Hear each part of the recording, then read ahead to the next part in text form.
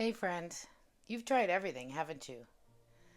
The Bible reading plan that lasts 3 weeks, the boundary setting book that made perfect sense until you actually had to use it, the positive affirmations that felt hollow even as you said them. And you're exhausted, not just tired, bone deep, soul weary, exhausted from trying to fix yourself through sheer force of will. Here's what nobody tells you: surface solutions fail because they're treating symptoms, not sources. You can't behavior modify your way out of a belief problem. You can't discipline your way past a wound that needs healing. So, what if you stopped trying to fix yourself and started letting God search you? That's what today is about. Day one of the Unshakable 21-day faith journey. This is the invitation to go deeper than you've gone before, to get honest about what's really keeping you stuck, and to let God do the work only He can do. But before we dive in, welcome to Graceful Growth in Midlife. I'm Teresa, and if you're new here, this podcast is where we navigate cultural chaos and personal struggles with biblical clarity and grace. We're figuring this out together, creating unshakable faith in an unstable world. Before we jump in, if you haven't joined the free Unshakable 21-day faith journey yet, you can sign up at thegracefulgrowth.com/unshakable. It's a complete downloadable workbook with daily emails walking you through discovery, understanding, and healing, designed to help you build unshakable faith in this unstable world. Now here's the thing, this is called a 21-day journey, but you don't have to do it in 21 consecutive days. You can work through it at your own pace, take time to absorb, sit with the hard questions. Some days might need more than one day, and that's completely okay. This isn't a race, it's about depth, not speed. Also, if you find you need more space for journaling than what's provided in the workbook, there are additional journal pages in the back and a couple pages per day there's as well. Use them, fill them up. This is your journey, and you get to make it work for you. And these episodes, they're your companion content, going even deeper into each day's theme. All right, let's get into this.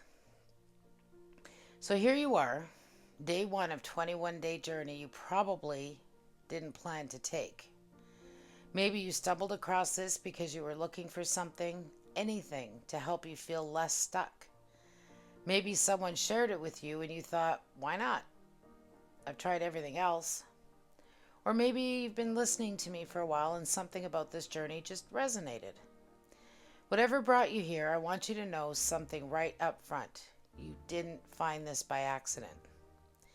Because here's what I know about the women who show up for something like this. And I know because I'm one of these women. We don't go looking for deep spiritual work when life is going great. We show up when we're exhausted, when the surface solutions have stopped working, when we've tried willpower and discipline and positive thinking and all of the self-help strategies, and we're still carrying the same burdens we were carrying 5 years ago. We show up when we're finally ready to admit that maybe, just maybe, the problem is deeper than we thought, and the solution requires more than we can generate on our own. So if you're here because you're tired, because you're stuck, because you're desperate for something to actually change, welcome. You're in the right place. Today is day one of the Unshakable 21-day faith journey, and it's called The Invitation. And what we're going to do today is get brutally honest about why you're really here. Not the polite version, not the spiritual sounding version, the real version. Because transformation doesn't start with having all the answers, it starts with being honest about the questions. So let me tell you about a pattern I see all the time, and I've lived it myself more times than I can count. Something in your life isn't working. Maybe it's a relationship that's strained, maybe it's anxiety that won't let up, maybe it's a habit you can't seem to break, or weight you can't seem to lose, or a spiritual dryness that's been lingering for months. So you do what any reasonable person does, and you try to fix it. You read the book, you listen to the podcast, you make the plan, you commit to the new routine, and for a little while it works. You feel motivated and hopeful. You feel like this time it's going to be different. But then it's not. 3 weeks in, maybe a month, the old patterns creep back, the motivation fades, and you're right back where you started. Except now you also feel like a failure because you couldn't even stick with the thing that was supposed to help. Sound familiar? Here's what I've learned though, both from my own life and from talking with other women through their struggles. Surface solutions fail because they're treating symptoms, not sources. It's like putting a band-aid on a wound that needs stitches. Sure, the band-aid might cover it up for a while. It might even make you feel like you're doing something productive. But underneath, the wound is still there, still bleeding, still getting worse.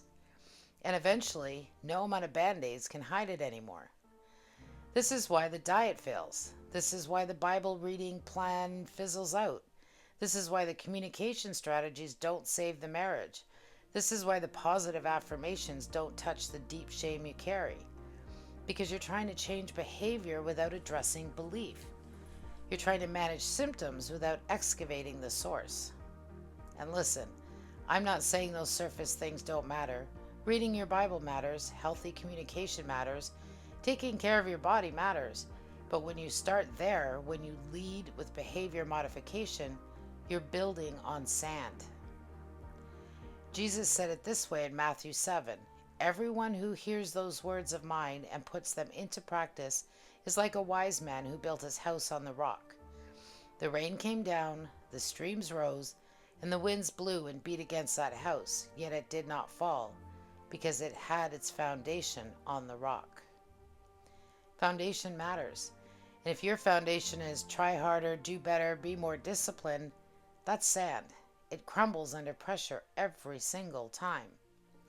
So what's the rock? It's letting God search you.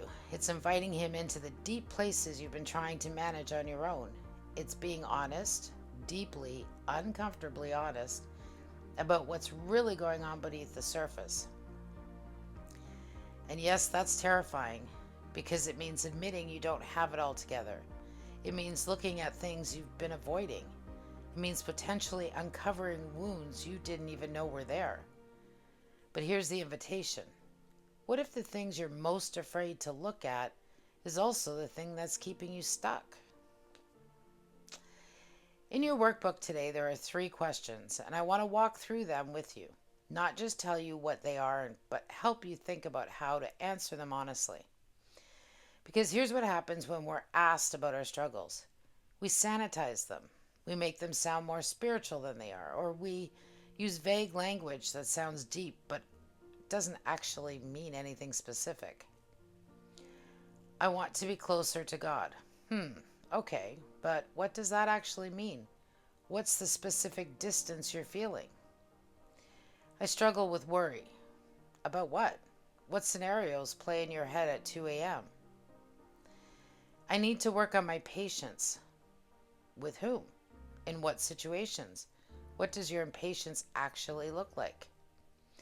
See, God doesn't need the sanitized version. Psalm 139 says, "Search me, God, and know my heart. Test me and know my anxious thoughts. See if there is any offensive way in me and lead me to the way everlasting."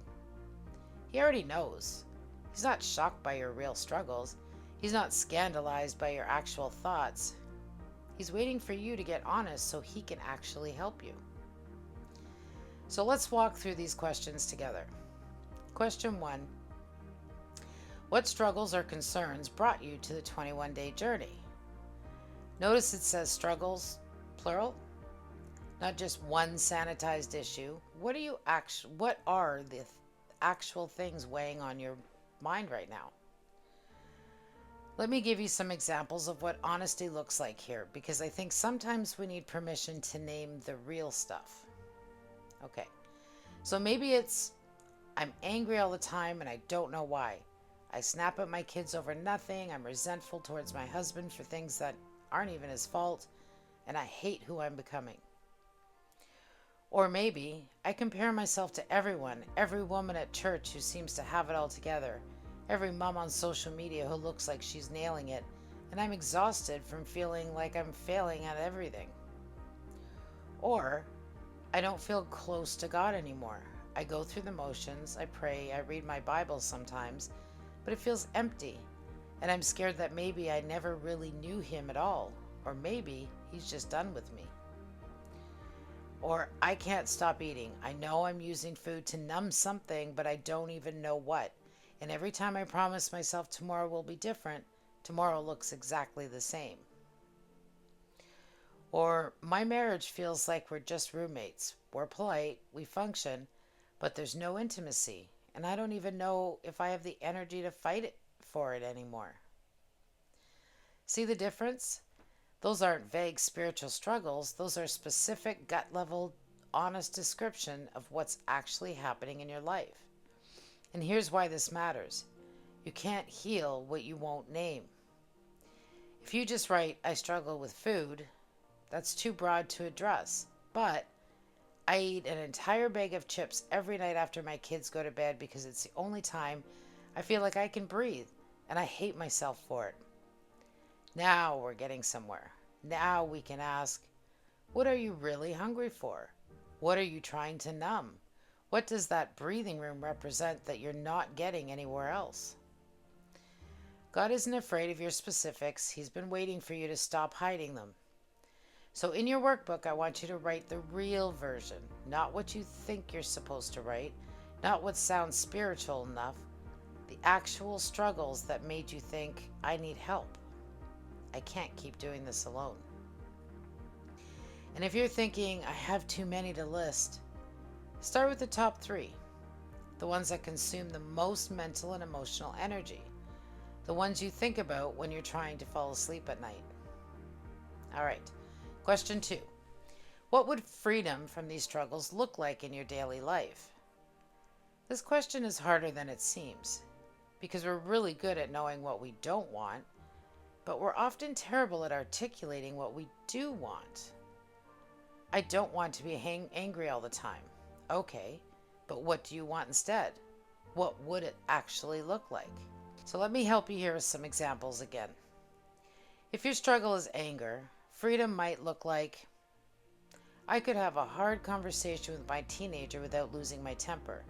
I could navigate a stressful day at work without taking it out on my family when I get home. I could feel anger rising and actually have the tools to process it before I explode. If you struggle in comparison, freedom might look like, I could scroll social media and genuinely celebrate someone else's wins without it triggering my own sense of inadequacy. I could show up to church and not spend the whole time cataloging everything everyone else is doing better than me. I could look in the mirror and see a daughter of God instead of a collection of failures. If your struggle is spiritual emptiness, it might look like, I could open my Bible and actually connect with God instead of just checking the box. I could pray without feeling like my words are bouncing off the ceilings. I could trust that He's with me even when I can't feel Him. If your struggle is food, freedom might look like, I can have a hard day and not immediately turn to the pantry. I could eat a meal without guilt or shame. I could feel my feelings instead of eating them. If your struggle is your marriage, freedom might be, I could look at my husband and remember why I fell in love with him. We could have a conversation that goes deeper than logistics. I could feel hope again instead of just resignation. Do you see what we're doing here? We're getting specific about what the other side of healing actually looks like in your everyday, practical life. Not just, I want to be free, but free to do what? Free to feel what? Free to experience what? Because transformation isn't some vague spiritual concept. It's concrete. It shows up in how you respond when your kid spills milk all over the floor you just cleaned. It shows up in whether you can receive a compliment without immediately deflecting it. It shows up in whether you can sit with silence without needing to fill it with something, anything, to avoid being alone with your own thoughts. So don't just write, I want freedom. paint the picture. What does a free version of you do on a Tuesday afternoon? How does she respond when things don't go her way? What does she believe about herself that you don't believe right now? This is important because it gives you something to move towards, not just something to run from. All right, question 3. What are you afraid might happen if you go deeper with God in this area? Oh, this one. This is the question most people skip because it feels counterintuitive. Why would you be afraid to let God work in your life? Isn't that what you want? Yes, and also no. Because going deeper with God means things are going to change, and change, even good change, is scary. Let me tell you what I mean.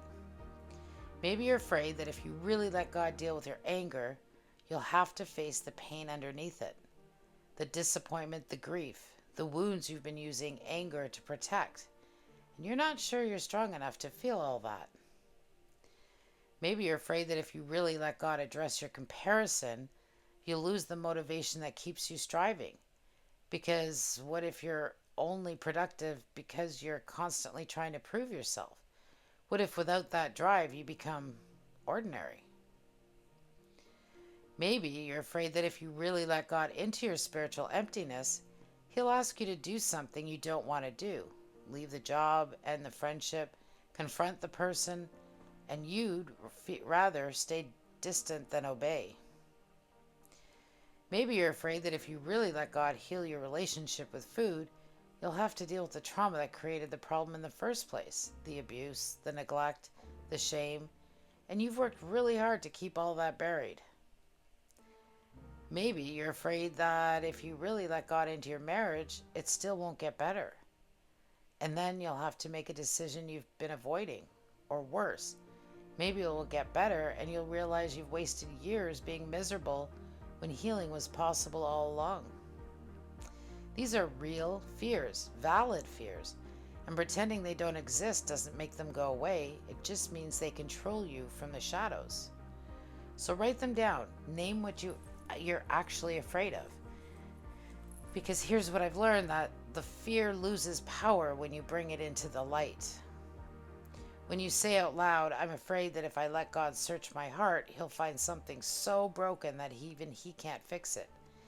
You can hear how untrue that is, but as long as it stays in your head, unexamined, it feels like truth. When you write, I'm afraid that healing means I'll have to forgive people who don't deserve it, and I'm not ready to let go of my anger, you can start asking better questions like, who's actually being held captive by your unforgiveness? Is it them? Or is it you?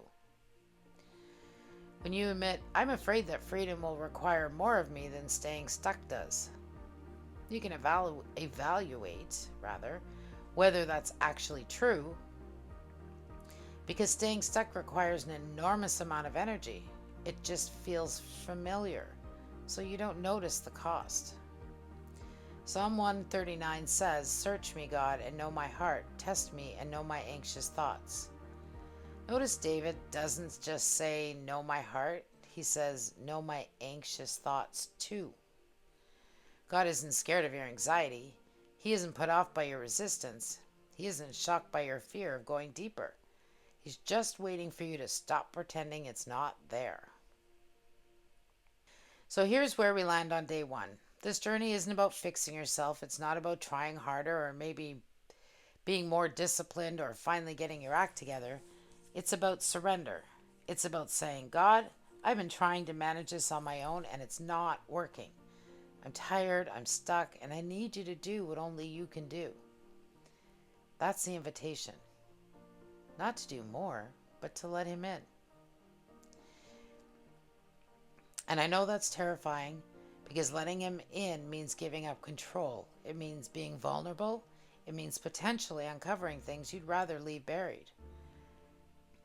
But here's what I need you to hear. You are already known. Psalm 139 doesn't say, search me, God, so that you can finally discover what a mess I am. It says, search me in the context of, you have searched me, Lord, and you know me, and you know when I sit and when I rise, and you perceive my thoughts from afar. He already knows every struggle you're trying to hide, every fear you're too ashamed to voice, every broken place you think makes you unlovable. He knows, and he's still here, still pursuing you, still inviting you deeper. The searching isn't for his benefit, it's for yours. Because as long as you're hiding, you can't heal. As long as you're pretending, you can't be transformed. As long as you're managing symptoms, the source remains untouched. But when you open your hands and say, here it is, here's the real mess, here's what I've been too afraid to look at, search me, show me what I can't see, lead me where I can't go on my own, that's when transformation becomes possible. Not because you finally earned it, not because you've proven you're worthy of it, but because you stopped resisting it. So let me give you a real life example from my own life. A few years ago, someone hurt me deeply. I'm talking betrayal level hurt, the kind that makes you question everything you thought you knew about that person and that relationship. And I was angry, righteously angry. I told myself, justified in my anger, they deserved my anger. So I held on to it for like a year. A whole year of replaying the offense, rehearsing what I should have said, imagining confrontations that would never happen, reliving the hurt over and over and over again, like somehow if I thought about it enough, it would hurt less. Spoiler alert, it didn't. And here's what I didn't realize was happening. My unforgiveness was hurting the person who hurt me. My unforgiveness wasn't hurting the person who hurt me. It was destroying me. It was keeping me stuck. It was poisoning my other relationships because I couldn't trust anyone fully. It was stealing my peace. It was holding me captive to the past while life kept moving forward without me. I wasn't healing. I was festering. And every bit of progress I tried to make in other areas of my life all came crashing down because I was carrying this massive weight of bitterness and anger everywhere I went. I tried to pray it away. I tried to give it to God while simultaneously holding on to every detail of the offense. I tried to move on while still living in the past. And it wasn't until God gently, and then not so gently, started showing me that my unforgiveness was only hurting me that things began to shift. He started asking me questions I didn't want to answer. How is this anger serving you? What are you getting out of holding on to this? Who's really in prison here, them or you? And I had to face the truth. I was the one in chains, not them, me. My unforgiveness had become a stronghold, and the lie underneath it, if I let this go, they get away with it. If I forgive, I'm saying what they did was okay. If I release this anger, I lose my power. But that's not how forgiveness works. That's not how freedom works. Forgiveness doesn't say what you did was okay. It says, I'm not letting what you did control me anymore. Letting go of the anger didn't mean the hurt wasn't real. It didn't mean I was excusing the betrayal. It meant I was choosing to stop reliving it, to stop letting it write my story, to stop giving my past power over my present. And when I finally released it, when I stopped rehearsing the offenses and started asking God to just heal the wound underneath, that's when things started to shift. Not because the person apologized, because they didn't. Not because the relationship was restored, because it wasn't. But because I stopped being held captive by what happened years ago. Did the hurt magically disappear? No. But I stopped letting it define me. I stopped deriving my identity from what was done to me and started remembering who God says I am. That's what this journey is about. Not fixing your time management or your eating habits or your marriage or whatever surface issues brought you here. It's about letting God search you and expose the lies underneath, the beliefs driving the behavior and the wounds creating the patterns. Because when the foundation shifts, everything built on it shifts too. So here's what I want you to do today. After you finish listening to this episode, open your workbook and answer those 3 questions honestly. Not perfectly, but honestly. What struggles brought you here? Name them specifically. What would freedom look like? Paint the picture in concrete daily terms. What are you afraid might happen if you go deeper? Bring the fear into the light. And then, this is your action step for today. Write a prayer. Not a fancy, eloquent, perfectly worded prayer, just an honest conversation with God. Tell him one thing you're hoping he'll transform over the next 21 days. Maybe it's, God, I'm hoping you'll help me stop hating my body. Or God, I'm hoping you'll heal whatever's making me so angry all the time. Or God, I'm hoping you'll help me feel close to you again. Or God, I'm hoping you'll show me why I can't stop comparing myself to everyone else. One thing, be specific, be honest, and talk as long as you need to. And then invite him in. Search me, test me, see what's really going on. Lead me in the ways everlasting. So that's it. That's day 1. You're not fixing anything today. You're just opening the door. You're saying, I'm here. I'm tired of the surface solutions. I'm ready to go deeper, even though I'm scared. Even though I don't know what you're going to uncover, I'm ready. And that, my friend, is the bravest thing you can do. So, if what we talked about today resonated with you, the Unshakable 21-Day Faith Journey is waiting for you at thegracefulgrowth.com/unshakable. It's completely free. You'll get the whole workbook, daily emails, and access to this entire teaching library we're building together. Next time, we're diving into understanding strongholds, what they are and how they form, and why you can't willpower your way past them.